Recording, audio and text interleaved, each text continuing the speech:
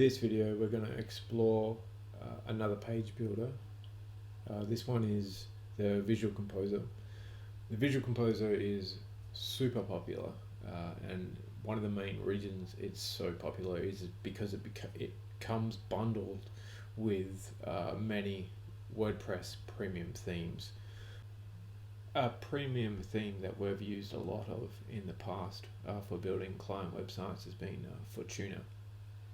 This premium theme comes with the Visual Composer plugin bundled into the zip file when you download the installable theme files. The version of the Visual Composer plugin that comes with your premium theme is the free version. So you don't get many of the features that are listed here. You may get a lot of elements that you can put into your page. You won't get any templates or add-ons. You'll get the theme builder, obviously, and you won't get a year of updates. But the way this works is your premium theme, say for instance Fortuna, will be releasing new versions of this theme, which you are entitled to download as long as you have a valid license. So every time you download your latest theme, you should be getting a newer release of the Visual Composer as well. So that's how that would work. But you won't get support directly from Visual Composer through your theme. Your support will be based entirely on your theme, so you will have to contact your theme developers to get support rather than contacting the Visual Composer plugin WP Bakery people for support. Now, once you've installed your premium theme or you've installed your free version of the Visual Composer plugin, we can start building pages. So let's launch straight into this and see how the Visual Composer works.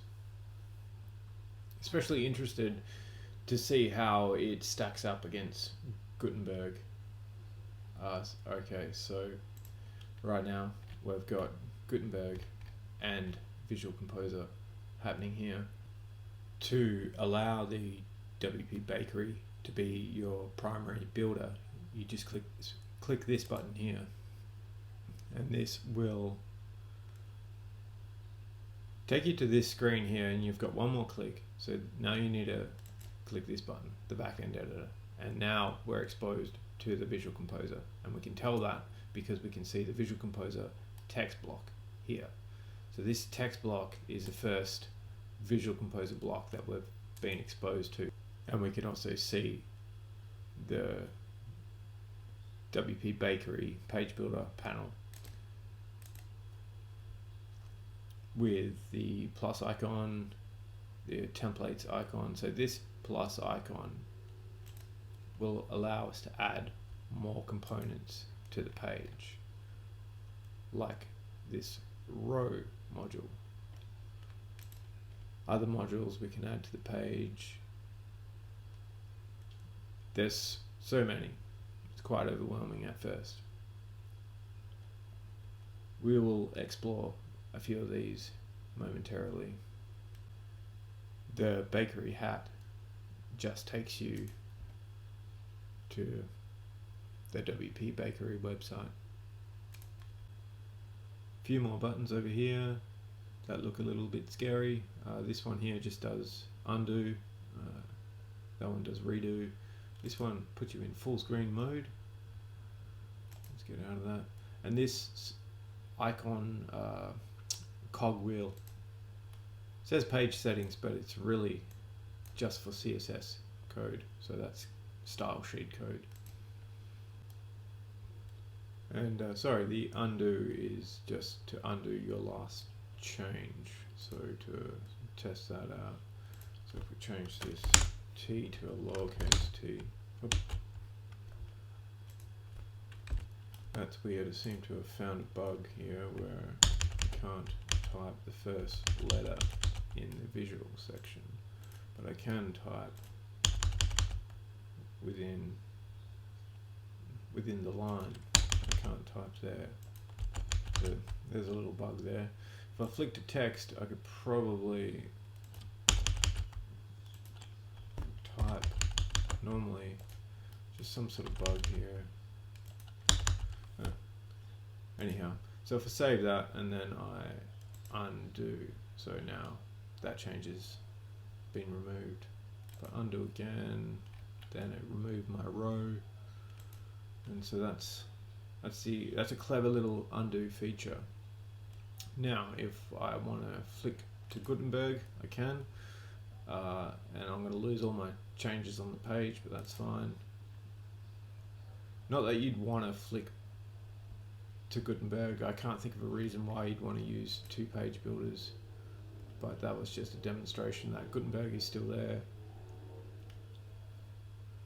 But sticking to the one page builder is a good idea.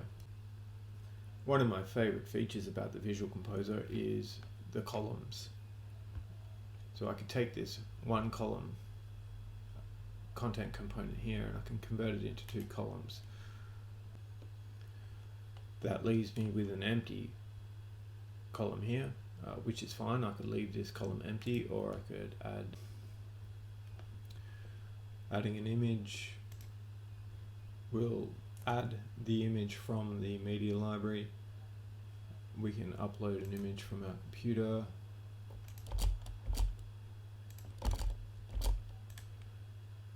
Or we can choose from an existing image in the media library. We got a choice of sizes here, caption, alignment, what happens when you click the image, all the pretty standard WordPress options. So if I add that in, that's how it looks. If I wanted to create a new row and set the columns to be a 3-column, and then I could add content within each of these columns, and these columns would automatically responsify. So on a mobile device, they would all stack on top of each other. I didn't have to do anything. So it's very, very easy way to create the page and populate it with content. I think the success of this page builder can be contributed to the fact that it gives you such high level control over all the element settings. If I wanted to add a button to the page, it gives me quite a lot of options for configuring this button. Like I should be able to configure the color, the hover color, the text color, the styling of the button. So here we got some preset color options. We've got some button styles we can go with. We've got border radiuses, and then button icon as well. So that's actually not that many. I have seen themes with way more options just for a single button. So the options that you get do depend a lot on the theme that you've installed. So let's save that. And then we'll just add in a little hash for the link. Let's save that in there, and we will preview. Okay, so there's my button there, and it's using some default colors. Another awesome feature of the Visual Composer is the speed in which you can build pages. We've got this duplicate button here, and this icon here means we can drag. So that's a really cool feature, great for really speedily building the page. There's also all sorts of cool design elements that you can throw in. So I'm going to throw in some text, quick text block here. Save that's fine. So we'll add some text, and then we'll add in a little separator or an icon. Just position that in the center, and we can change it. We configure all these settings at another time. We'll get a cooler icon than a disk.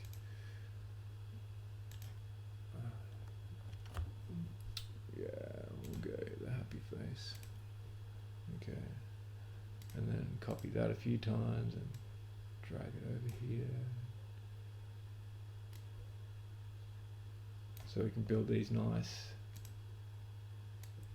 sort of 3-column grids that you see everywhere. Oh, that's wrong. Too many buttons.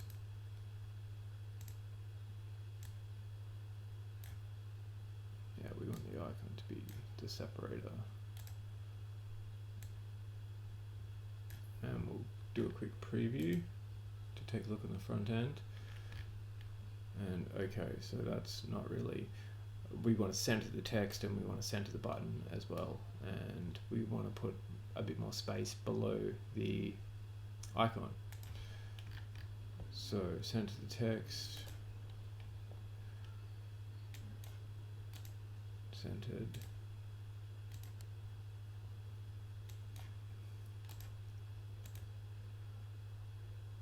So you can see how the trap that we're falling into here is we have to do everything again and again and again. It's quite repetitive. Even though it's fast, it's quite repetitive. So we want to center the button. Should have an alignment option here. There's no alignment option for this button, which I think is a bit of a flaw in the Fortuna theme button settings. So I'll show you another way around that. So if we just preview just to see where we are again. So now our text is centered out by our icon centered, and we just need our button to be centered as well. Alright, so what I'll do is I'll just throw on a little CSS. So we'll call this our button, just for simplicity's sake, and we will copy that class onto all the other instances of the button. Now we go up to the page settings or the CSS settings, and we type the rule for our selector here.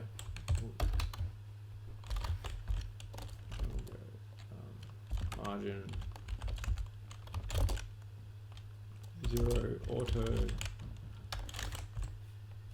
that should do it. Might need a display block as well. Okay, so that should fix our problem that we don't have any alignment settings on the button. So let's preview that.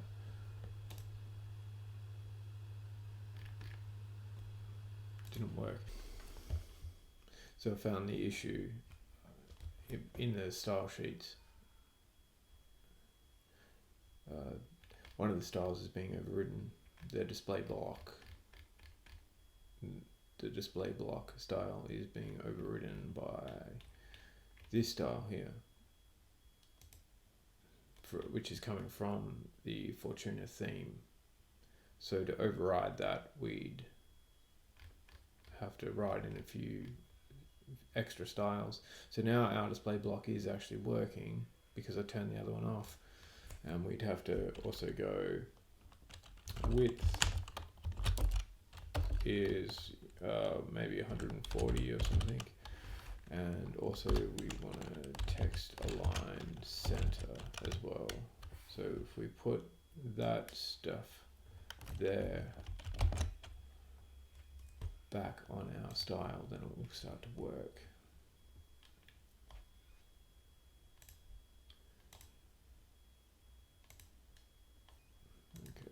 So,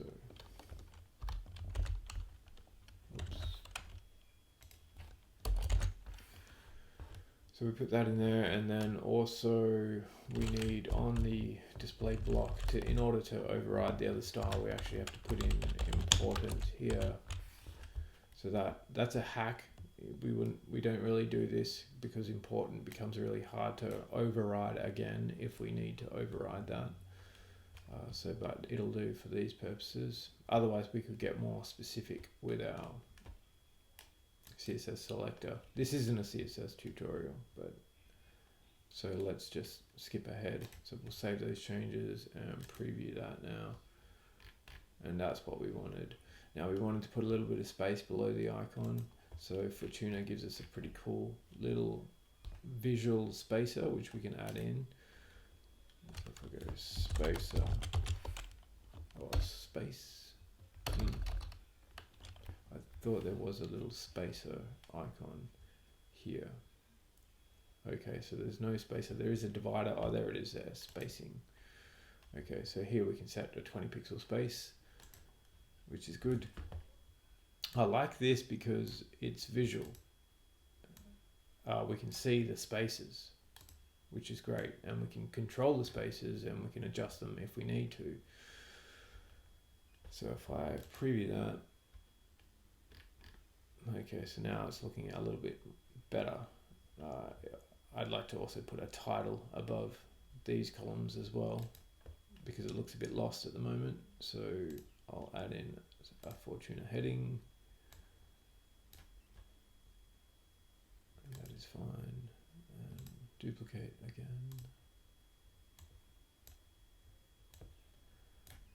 Preview. We'd also want to center this heading as well. So I'm going to delete those, and so the alignment there is good. Okay, now I'll duplicate again. Quicker. Preview. Okay, that's looking a bit better. So that's a pretty cool little 3-column content feature of my site. There's many other things I could continue to do to this to finesse it. What I want to do next is add a full screen background color and add more top and bottom spacing to this component. And then I'm going to show you how to copy this component and put it onto a new page or even a new website. So we'll go back in here, and if we go to our row settings here, the row settings are cool. Alright, so we've got all sorts of stuff here like full height row. Okay, let's go full height row. Where do you want to position your columns? I want them to be positioned in the middle. So that'll be cool. We'll take a look at that feature. Let's just take a look at that feature. We'll see what that does for us. So if I preview that.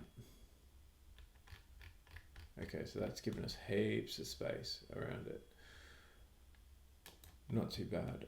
That could be a bit too much space though. So let's undo that. And what we might do, so now we can set our space between our columns if we're unhappy with the way it currently looks. But the main feature I want to show you here is row stretch. So we can stretch the row, which I think is what we want. Yeah, we want to stretch the row. We could stretch the row and content, but we're just after the row. We want the content to be still restricted. We don't want the content to be stretched all the way to the edge of the screen. So we'll preview that, and we probably won't even be able to tell actually, unless we've got a background color here. So unfortunately I need to set that. So let's set the background color of this entire row. So we'll just call it a light gray here. Now if I preview that, so now we're getting what I needed, which is I wanted the row to stretch all the way to the edge. Now I want some padding on the top and the bottom. So design options, let's go padding, put 200 on the top and 200 on the bottom. Preview that. And that's looking pretty nice. There's lots of space around it. Quite the nice feature. Okay, so let's save this as a reusable component so we can add it to other pages easily. It saves us rebuilding it. If we wanted this feature on other pages, we should be able to do that. So if I just go back to my row settings here, I've got this option here to save it as template. So I'm going to call this 3-column feature. Save.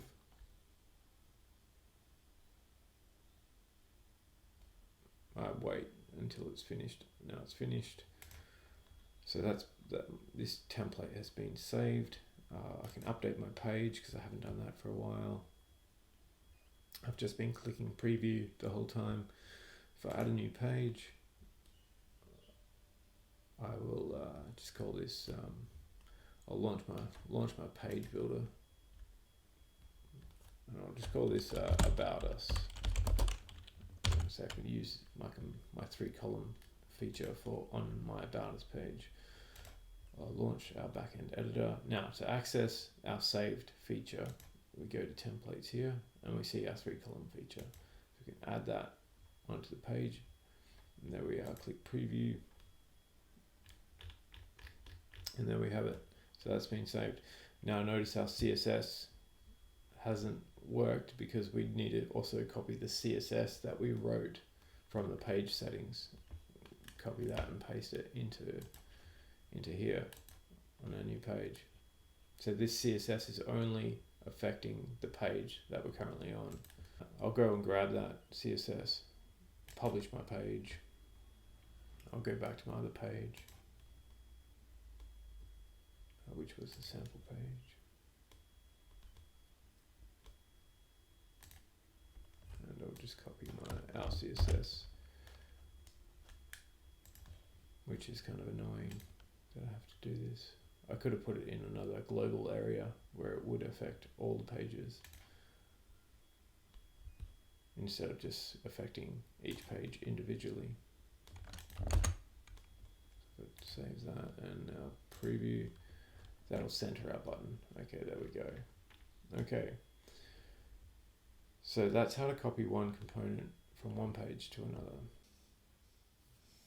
Now, if we wanted to copy this component as well as all the other components on the page to another page in our website or another website, also using Visual Composer, let's say we duplicate this component here one more time, and then we go to classic mode, and then we go to text mode.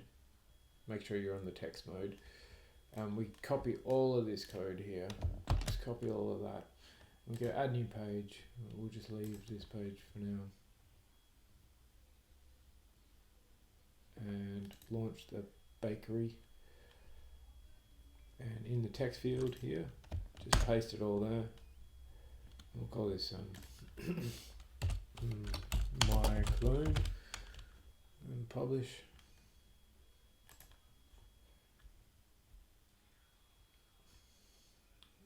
And view page.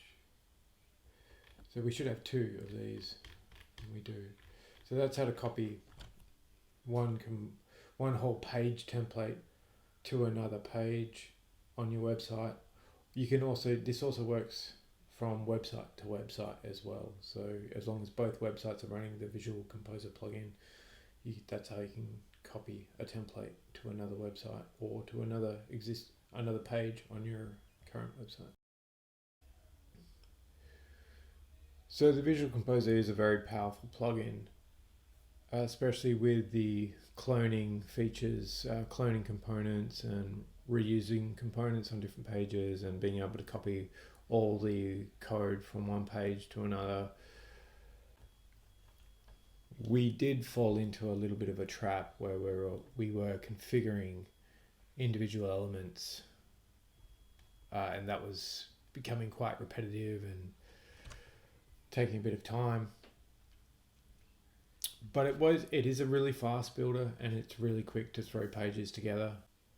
I'd still choose Gutenberg over Visual Composer because Gutenberg is native and it's made by WordPress, and even in a short sort of 20-minute demonstration of the Visual Composer, we did find find some bugs. We found some features that were, should have been built in, but just weren't. The code that Visual Composer produces on the front end is quite bulky and bloated, and it becomes a hassle to style because it produces so much HTML on the front end, which I'm not a fan of. I don't think there's anything that Visual Composer can do that Gutenberg can't do, and Gutenberg is made by the producers of WordPress, and it's free for a start. Gutenberg's free, and here you can see with Visual Composer that they've got this bulky icon here, which is basically just an ad for their to sign up at their and buy the premium version of the plugin. And no doubt there are some super powerful features in the premium version, and it is a powerful tool. I just don't think you need it. Now that Gutenberg's here, we can do everything with Gutenberg. So if you're going to choose a builder, I'd choose Gutenberg. Some painful aspects of the Visual Composer are sometimes it's hard to find little elements that are sort of built in, like for instance paddings and stuff can get really hard to locate when they're hidden, because we've got like a module within a module type situation, and in all areas in all these modules is a place to store padding, so it becomes sort of really tedious process of finding where the padding's been applied to. So that's it. If you've got the Visual Composer, then good luck with it. If you're in a situation where you can choose Gutenberg, I would certainly choose Gutenberg. Yeah, I'll see you in the next video.